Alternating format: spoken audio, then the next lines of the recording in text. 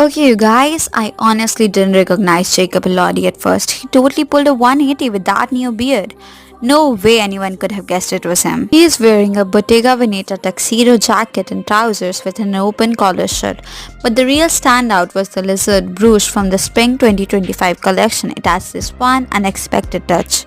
And let's talk about those shoes. The curved detailing, so unique, and gives the whole look a playful yet polished vibe. Honestly, this look surprised me. Jacob's bringing something fresh, and I'm here for it.